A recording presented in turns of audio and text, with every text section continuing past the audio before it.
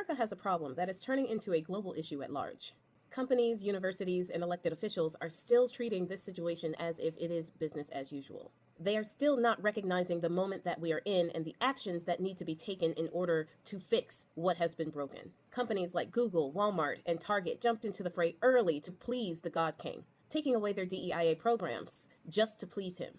Companies, law firms, and universities settling lawsuits that they could otherwise win if they fought back.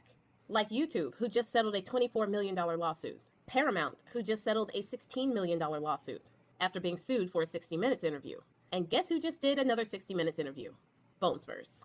Columbia University agrees to a $200 million lawsuit in order to get Bone Spurs to restore federal research funding that he had frozen. How is that not extortion? And Harvard University, who has been the California of universities, is now talking about settling a $500 million lawsuit with the Bone Spurs administration. Law companies are capitulating, refusing to take cases that they know the Bone Spurs administration wouldn't want them to take, many of which are including civil rights cases. And being that the Civil Rights Department of the Justice Department has been dismantled, it is leaving a ton of people without representation or a means to seek justice. Every single one of these instances of capitulation makes the monster grow stronger. Anytime that Bone Spurs gets what he wants from these companies, it doesn't stop. It keeps going. It feeds the beast. And that is what these companies don't understand. And that's just at home. Bone Spurs was in Asia last week, not even a full 2 weeks after the No Kings protest, after 7 million people plus, domestically and around the world, told that toddler that he was not a king and that he wore no crown. Not even 2 weeks later, South Korea gifts Bone Spurs a freaking golden crown. Really? The crown was a replica of the golden crown found in the ancient Silla kingdom, which was also known as the Golden Kingdom. It was found in a tomb in Gyeongju. But they didn't stop there.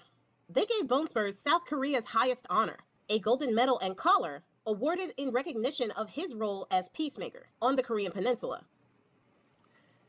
Peacemaker, as he threatens Nigeria, Big Boom's boats belonging to Venezuelan fishermen, and contemplates boots on the ground in Mexico.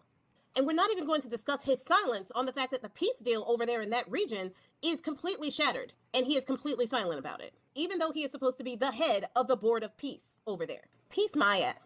And of course, Japan is not to be outdone. Even though he was ridiculously disrespectful to all of their customs, they gave him the personal putter of the late former Prime Minister, Shinzo Abe, as well as a golf bag signed by the Japanese professional golf player, Hideki Matsuyama. Japan also gifted America 250 cherry blossom trees to commemorate America's 250th birthday in 2026. America is only 249 years old. If these countries, companies, law firms, and universities do not stop capitulating to this obviously fascist regime, America is not going to see 250.